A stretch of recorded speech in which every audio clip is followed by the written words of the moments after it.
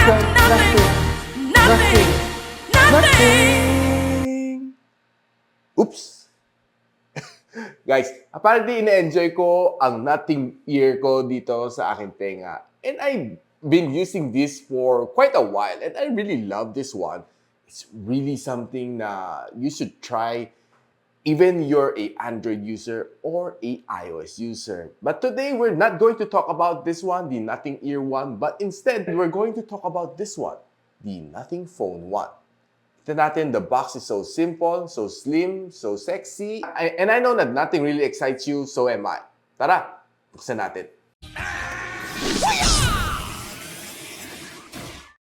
So apparently, after watching everyone do it the same way again and again, so ibahin natin kunti ang ating unboxing nitong Nothing Phone 1. And papakita ko muna sa inyo yung box. And together with it is, of course, my Nothing Ear, which comes in color black and color white. Full review on a separate video. So kita natin, it's a very simple box. Nakaprint dito, Nothing R, then Phone 1. So ang tawag na dito talaga is Phone 1. No? So nadadamay lang siya, so tawag sa kanya Nothing Phone 1. But basically, it's called Phone 1. Kita natin sa ibang tech YouTuber, they will normally pull the tab.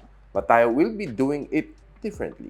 And here are some specs dito sa likod. Kita natin, it's a Nothing Phone 1, model A063. And color niya is color black. There's another color, color white. I think mas dope yun, no? Then life cycle carbon footprint, it's a 58.5 kilogram, which I think this is something na pinagmamalaki ni natin, no? Is there being, going back to instinct, and of course, being environmentally friendly. And we will know a little bit more about it during the review. And now for the unboxing. So, ginawa natin is, tinanggalan natin itong gilid, and dito natin i-unbox, no? So, inalam ko lang kung ano meron dito pag hindi ko sinirang ang selyo. And apparently, it kind of looks the same. Intact lang siya. So, unlike sa iba, nakatanggal na yung takip, no? Sa atin, we still have this one, itong dalawang cushion, intact. So, first of all, pull out muna natin yung isang pouch, which normally we see in mga smartphones. And yun ang unang greeting sa atin, no? And it says, accessories, using the font ni Nothing, which is looking something like a typewriter font. And pag open natin, kita natin, no, meron tayong SIM ejector tool na kakaiba, no? Mukha siyang novelty item. At first, I thought meron siya light bulb, no? Pag sinaksak mo, iilaw, no? But apparently, hindi naman. It just looks very simple, very plain, and kung medyo mamahalin siya, no? Pag ito ginamit mo, pang-eject ng iyong SIM card. And further inside the box, kita natin there's the C2C cable and your user guide and manual. And dahil sa sobrang nipis na kanyang box, if you're looking for a charger, it's nothing. Wala kang makukuha dito sa loob. There's apparently 3 accessories that's coming up sa digital walker. One is the Nothing 45 watts na powered adapter. And second is the Nothing na bumper case na color black and color clear. And third, there's also something called a Nothing screen protector. Nothing, no? Baka wala tayo kakabit na screen protector. Just kidding. And paghila natin, no? And this is, ooh, I think this is it. This is it. Yum. Ang Nothing Phone 1. Kita natin, no? Probably you've been watching a lot of unboxing ng ibang tech YouTuber. And I believe that this is really dope. To have this Nothing Phone 1. And grabe, no? I mean, it was packed really nice. And to the extent na parang gusto mong ingat-ingatan siya, no? So, pipeel off ko na muna mga tabs slowly. So, tanggalin na natin.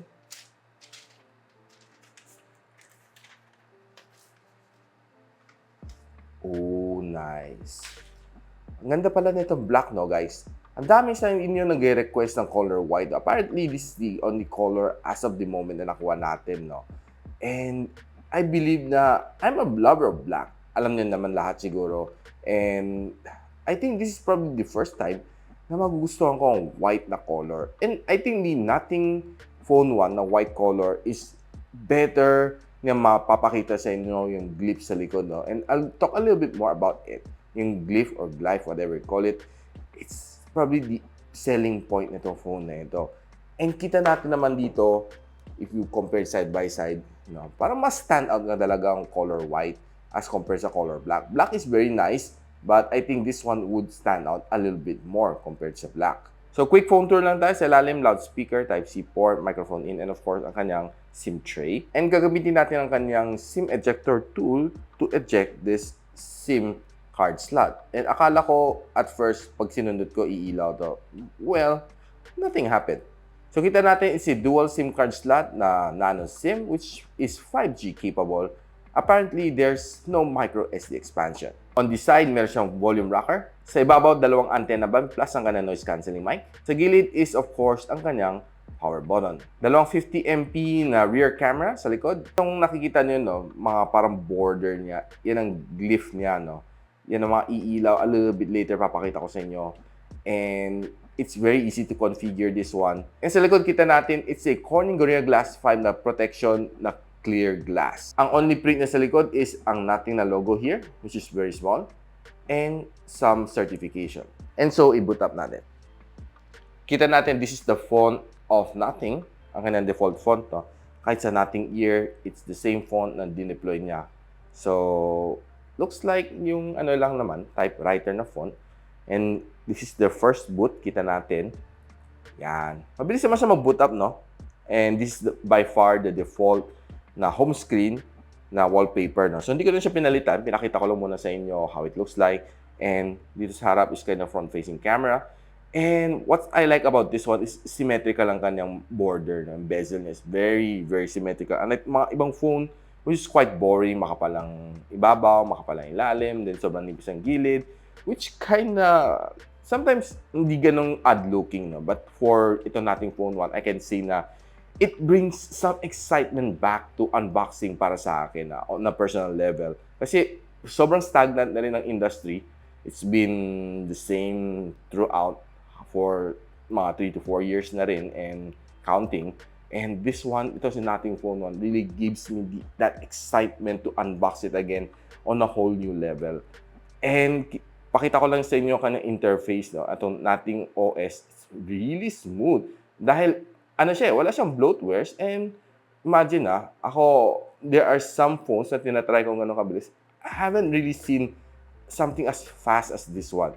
I'm just using yung speed ng kamay ko. Hindi to fast forwarded. So, dalagang, this is what you see. Dalagang gano'ng kabilis ang reaction nitong Nothing Phone 1. And ang likod nga pala niya, guys, can do a wireless charging. Yeah, kita natin na it's wireless charging wirelessly. And itong wireless charger, I got it from Gadget.ph, which you can check on the description below. And this phone can also do a reverse wireless charge. So, i-on lang natin itong battery share. Turn it on. Then, kita natin ito, no?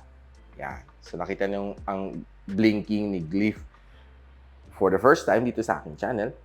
And, yeah, kita niyo, charging wirelessly, which is very nice, no? Especially when you have your Nothing Ear together with it. Kailangan nyo mag-charge talaga. And there's a lot of things to love about this Nothing phone and a lot of things for them to improve. And this is their first ever phone na nilabas. So, I expect a lot more improvement in the further versions. So, kita natin on the side, the feel is definitely good. And it really resembles a lot the iPhone 13. And kita natin, ang bilis mo pop-up na itong Nothing Ear na pop-up, no? So, all we need to do is just simply connect. Pinapadownload sa atin ang app, and we'll talk a little bit more about it in another separate video. So hi guys, ako pala si Richmond ng Gadget Sidekick and welcome back to my channel. So nakita na natin yung full unboxing ng Nothing Phone 1. And I've been really excited, to be honest with you. And it's been quite a while na ganito ako ka-excited to unbox something na smartphone. Kasi industry has been quite stagnant for 3, 4, 5 years na siguro, and it has been incrementally improving a little significantly. And itong bagong company, si Nothing, has been established by one of the known na CEO from OnePlus, which is CarPay. And he has been teasing us for quite some time. Sa Twitter, sa Facebook, and probably in any social media na ginagamit din yun, no? I've seen a lot of it. And finally, it had arrived. And it has taken this quite stagnant na industry by storm, this smartphone industry. Give it some excitement. So let me quote from CarPay CEO and co-founder ng Nothing. We designed Phone 1 as a product that we'd be proud to share with our friends and family. This simple principle helped us wander off the beaten path, tune into our instinct, and create an experience that hopefully marks the start of change in a quite stagnant industry. So you've seen it, guys, not coming from me, and it came from other people na, well, honestly, ako na-feel ko rin no, na medyo naging stagnant na nitong industry. Yung improvement ng phone has been so minimal na day in, day out, it's just another phone in my hands, be it Android or iOS. I mean, medyo nawawala yung excitement. No? But dito kay Nothing, it brings some spark back dito sa unboxing ko. And I'm really happy about it. The first thing na napansin nyo, and probably napansin ko, is yung glyph na interface niya. Nakita natin, no? Ito yung parang mga borders niya. Parang mas evidence siya na pag white ang ginamit natin. Probably this is the first time na na-appreciate ko color white. I've been using a lot of black na products. But itong white ni Nothing has been really intriguing sa akin. And kita natin, no, dito pala sa Nothing ear, the difference is really great. And kita natin mas stand out talaga itong color white compared sa color black. I'm not saying na black is not good, but ako, black pa rin gusto ko, but the white will stand out. Sabi na Nothing, itong glyph sa likod is made out of 900 na LED bulbs. Imagine, parang ginampak lahat ng LED bulbs dito, no? And what's really exciting dito is you can use it, pwede mo i-calibrate, pwede mo i-set up sa gusto ninyo. Lalo sa mga notification na pumapasok. Yun ang trabaho na itong glyph na to, no? And one of the mission of Nothing is to take your eyes off the screen, lalo sa notification. So, set mo, kunwari si Kuya, ganito ang notification na lilitaw sa'yo. And pag si ate, ganito ang notification na lilitaw sa'yo. So, para hindi mo na kailangan nakatingin lagi sa phone, which of course, strenuous sa ating mata. And important dito sa Nothing phone is nakataob sa table para makita mo notification. And this is how it looks like when naka-on ang aking glyph dito sa phone na ito. It looks cool, no? And I'm not sure kung paano ginawa ni Nothing to almost similar lahat ng color. Kasi ang LED bulbs, minsan nagkakatalo sila ng sobrang liit na fraction na nag-iiba, nagdi-discolor siya. But this one, masasabi ko, after checking it thoroughly, yung kanyang kulay is almost perfect. I'm not saying perfect, but almost perfect. Kita natin, no, yung kanyang linings dito is equally distributed. And alam mo anong trabaho nito? For me, if you're doing a vlog using the rear camera, you can use it as a fill light. It gives you mas kunting liwanag sa inyong mukha. Of course, no one used the flash na torch, no, to use it as a fill light. Medyo masakit sa mata, but ito sakto lang. Okay, maganda. This is very innovative of Nothing. And another thing na gusto ko dito sa Nothing is that you're almost getting a iPhone feel with Android na flavor. And si Apple, alam natin na halos ganito ang form factor ng kanyang phone. Aluminum side frames, halos flat ang likod, flat ang harap, and yung kanyang camera bump is almost the same. And putting them side by side, I can say na it almost looks the same. I have here is the iPhone 13 Pro. And yung size niya, no, mas malaki lang ng konti ito. It probably would be more suitable kung ipagtabi natin to sa iPhone 13 Pro Max, ang kanyang size. But, well, overall, ang looks, it's almost the same. So, ito yung ibabaw niya, ito yung ilalim niya, ito sa gilid niya, and ito yung sa other side niya. Pati camera, halos pareho. Probably the only thing na hindi niya kinopya is yung notch ng iPhone. The interface ng camera, it's almost the same.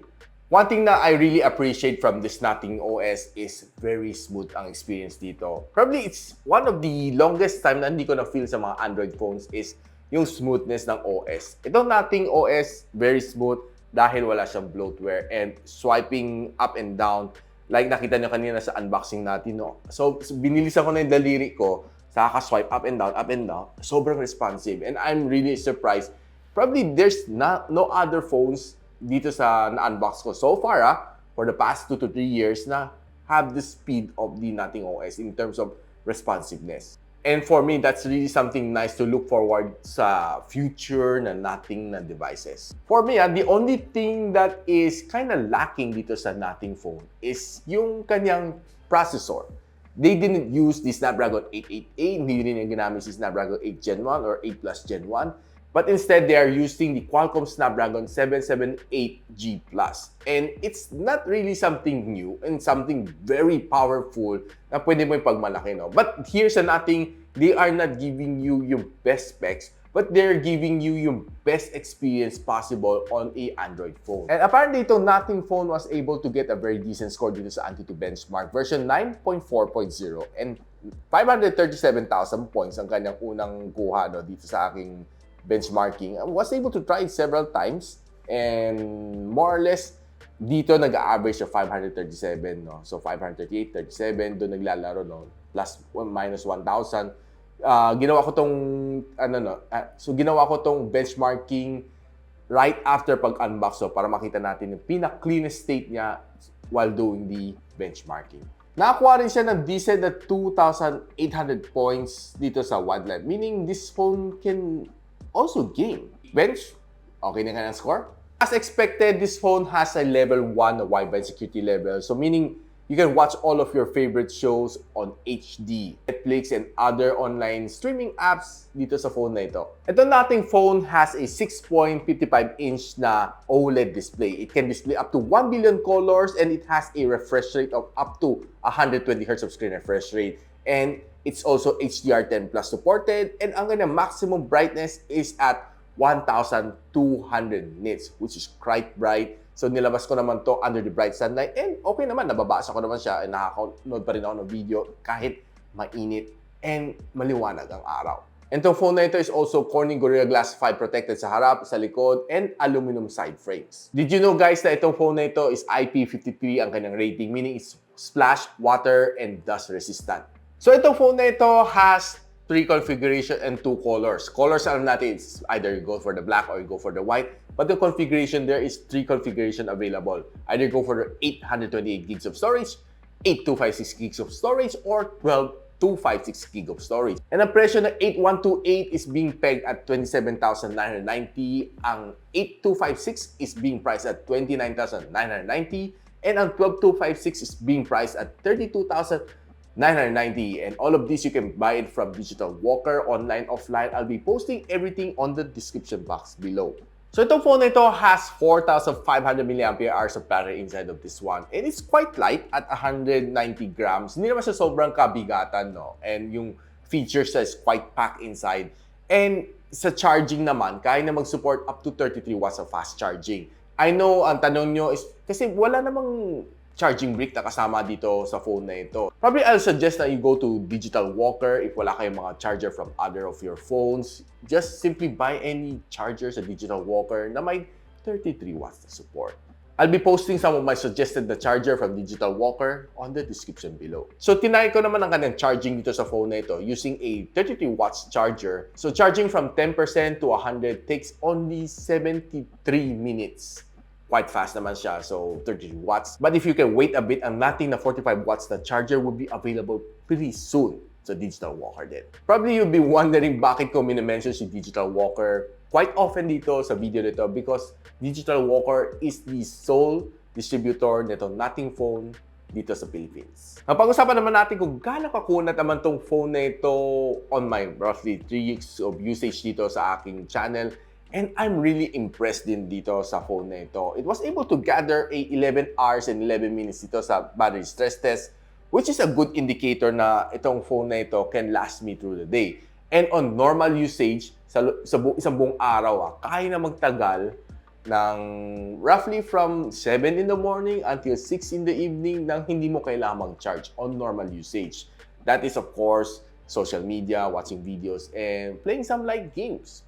Kaya. Ako throughout the day, I've been watching some videos dito and I'm really enjoying. Dahil ang ganda ng kanyang display dito, like I said, it's an OLED display. It can reproduce up to 1 billion colors. So, I'm sure na pag nahawakan yung phone na ito, watching video is really a treat. And I really love it. Kasi, ang tingkad na ng color, giving you probably the best and the sharpest na photos and videos na pwede na makita on a smartphone. Browsing through social media, sa Facebook, sa TikTok, and sa Twitter is also very nice experience dahil sa kanya 120Hz sa screen refresh rate. Scrolling through this one is definitely smooth sa inyong mata. So I did try to play some games dito sa phone na ito. Despite lacking ang kanyang game turbo mode or whatever game space mode dito sa phone na ito, which I can find. So yung kanyang graphical settings dito sa Call of Duty Mobile is something like this. And surprisingly, nilaro ko siya. I was really enjoying itong gameplay niya, no? So, nilaro ko siya for quite some time and it was really nice. And one thing na napansin ko while playing games on this phone is parang naglalaro lang ako sa iPhone 13 Pro. The feeling is almost similar dahil yung hawak ko dito sa phone is almost similar as well, like this. The feel is almost exactly the same like that of the iPhone 13 Pro. The screen is responsive sa gameplay and, well, there are times na mafe-feel ko talaga there are some frame drops and some lags dahil, of course, I believe na hindi pa itong fully optimized for gaming itong nating OS. And of course, the lack of the game space mode, game turbo mode, nakakapasok pa rin ang mga calls, mga messages while you're inside the game. Now, probably the best thing na gusto ko pag-usapan dito is yung camera nito. Would it perform like an iPhone? Well, malalaman natin right now. So, it has dual camera lens. Dalawang 50MP. So, sa spec sheet pa lang, it's very juicy. 50MP na main camera lens and 50MP na ultra-wide lens. Sa harap, kanyang maliit dito na punch hole which is a 16MP na front-facing shooter. Ang video recording capability niya sa likod is at 4K 30fps and sa harap is 1080p 30fps. So taking some outdoor shots dito sa phone na ito, I can see okay siya. Clear and quite punchy naman ang kanyang mga colors. And as expected naman, nag-focusin natin sa kanyang camera. And of course, ang dami sa ating gumagamit ng camera heavily to take photos, to take videos sa TikTok, sa Facebook Reels, and kahit sino gumagamit ng camera ng phone. Siyempre, kailangan mo pagandahin ng iyong mga pictures and photos para mas Instagram-worthy, Facebook-worthy, or even TikTok-worthy. I'm not really surprised na magandang mga photos na nakuha ko dito, be it sa indoor, sa outdoor, okay naman siya, no? Even kahit low light siya, it was still able to perform. So, dinala ko sa loob ng kuweba and na-enhance naman yung lighting niya. Kahit wala naman siya night mode dito and hinanap ko pa ulit-ulit, it was able to fix yung lighting niya. No? Pinaganda niya yung pinaliwanag niyang dark scene. So, giving you a better na dark scene na photo dito. And ang kanyang selfie camera is, I can say na equally good din siya. So, it was able to perform really good sa indoor, sa outdoor. I was able to get some really nice and decent shots dito sa phone na ito. And I'm really happy with it. May share lang ako sa inyo secret, no? Ang kanyang camera interface is almost the same sa iPhone. Now, taking some video dito sa phone na ito, I can say stable ang kanyang rear camera. It's good. And I can say na you can use this as a vlogging phone, yung kanyang rear camera. But yung pagdating sa front camera, medyo shaky na siya. But the quality is still good. So, if ako sa inyo, bili kayo ng tripod or any gimbal to enhance yung video using the front-facing camera. Ako nagti-TikTok to. Pero mostly naman pag TikTok, naka-stable naman siya. But if you're talking and recording, a gimbal is your solution. One thing na gusto ko i-share dito sa inyo is pwede nyo pa i-improve further ang camera na itong phone na ito. How? It's by installing Gcam. Of course, a word of thanks to my friend Brian for sharing me this method. So, tinry ko, in-install ko siya. I'll be posting the link on the description kung saan na pwede man-download tong Gcam APK para sa nating phone. So, pag-install nito, it's really easy to use just like any other Gcam na app. So, kinompare ko side by side ang stock cam and ang Gcam. So, makikita natin sa stock cam medyo mas maputi. So, sa Gcam, makita natin mas enhance ang photo. So, mas realistic siya. Pag tinitingnan ko using my naked eye, mas true to life yung colors coming from the Gcam. And it really enhances it. Mas pinaganda niya, I think mas matingkad ang color, mas punchy, I can see na mas Instagram-worthy ang yung photos when you use the Gcam dito sa nating phone. No? So, it's a good trick to further improve yung camera nitong nating phone mo. Right now, we're coming down to the last function na gusto nating makita. The glyph function.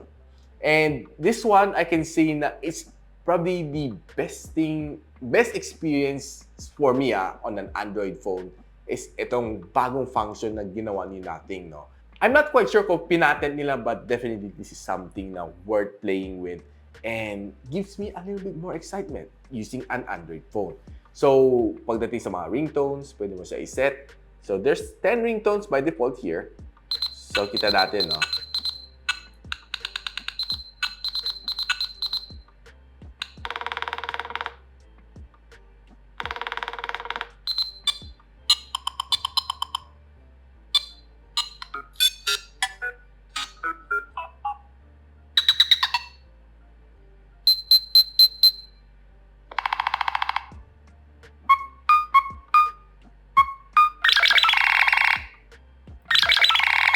Ito for me pinaka-cool, no? Itong last na ringtone, which is tawag na Scribble. I kinda like the way that na-deploy ni Nothing ang glyph dito. So not only pwede mo siya gamitin as fill light, but ang kanyang ringtone makes you stand out among the crowd. And of course, guys, like I said, this phone can easily be purchased at any digital walker stores, online and offline. And I'm sure itong phone na ito mabilis ma-sold out. So if I were you, better reserve yours now. So guys, did the Nothing phone bring any excitement to you? Let me know on the comment section below because itong phone na ito, sobrang na-excite. It gives me parang hope sa mga Android phones, no, in the coming months and years. Maybe after nitong maglabas si Nothing phone, no, itong mga smartphone companies might think na, maybe tama nga si Nothing, si CarPlay, na medyo naging boring na rin ang mga, naging stagnant na rin ang mga phones natin. So, might shake the industry up a little bit after this one. So guys, if you like this video, don't forget to like, subscribe, and of course, click din na rin bell icon para di naman miss sa mga future uploads ko dito sa aking channel. And Nothing Ear will be coming up. So, ako nga pala si Richmond and you're watching Gadget Sidekick. What's up?